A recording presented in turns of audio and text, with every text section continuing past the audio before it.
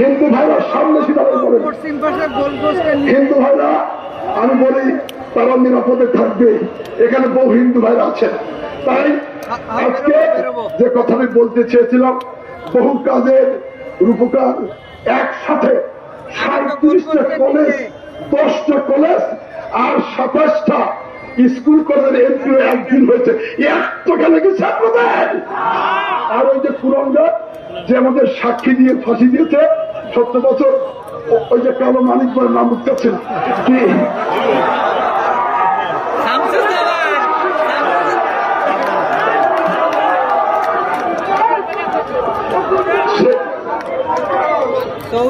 তার বড় চাকরি দিলাম আমি, তার ভাইয়ের সালারও চাকরি দিলাম আমি। আমাকে হত্যা করতে চেয়েছিল, কি পেরেছে সে? শুনতে পেলাম টাকা নিয়ে সোনাই নদী পার হয়ে পালিয়ে গিয়েছে ভারতে। নেত্রী গিয়েছেন, উনিও গিয়েছেন। বন্ধুরা, তাই কাজের মূল্য অবশ্যই জনগণ আমাকে সাতক্ষীরা কোর্টে রেজবি আহমেদ প্রিয় আমাদের নেতা তারেক রহমানকে বলেছিলেন যে যে পরিমাণ মানুষ কোর্টের প্রাঙ্গণে হাবিব আসলে আসে, আমার জীবনে কোন কোর্টে ম্যাডামের পরে আর কোন ওখান কখনো দেখিনি। আমার যদি সাজা হয়, আমি নিজের প্রমাণ সন্তান হিসেবে এই তালার কাছে যতদিন বাঁচব, এই তামাল ছেলেরা, গ্রাম থেকে গ্রামান্তর মানুষরা হাজার হাজার ছেলে কোর্ট খেয়ে রেখেছে। সেদিন ওই নবীন ভাই বলবে একদিনের জন্য কোর্ট চলছে না, কাদের জন্য? আপনাদের জন্য ইনশাআল্লাহ। তাই আমি তা করতালি দিয়ে আমার সেই কর্মীদেরকে অভিনন্দন জানাচ্ছি।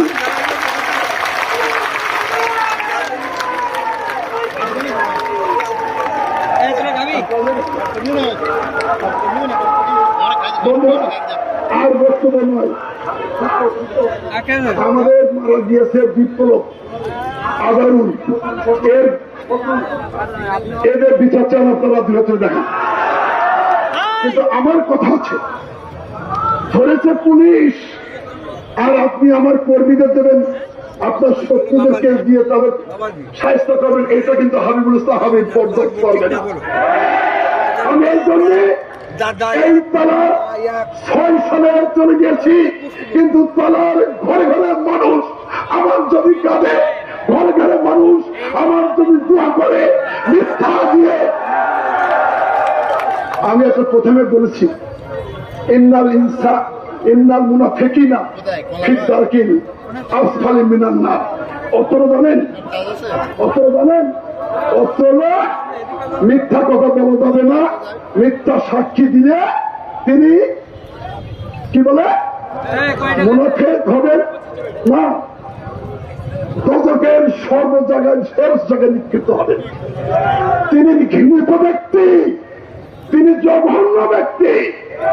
আমি কি জঘন্য হতে পারেন আমাকে? ওই সফল হতে পারে, ওই সফল হতে পারে, কিন্তু আমি না। এই জন্যই তো ইউনিয়ন পরিষদে ভোট করতে ভোট হয়নি, উপজেলায় ভোট করা লাগেনি, এবার এমপিও লাগেনি। আমি কি বিনা ভোটে এমপি হয়েছি আপনাদের কাছ থেকে?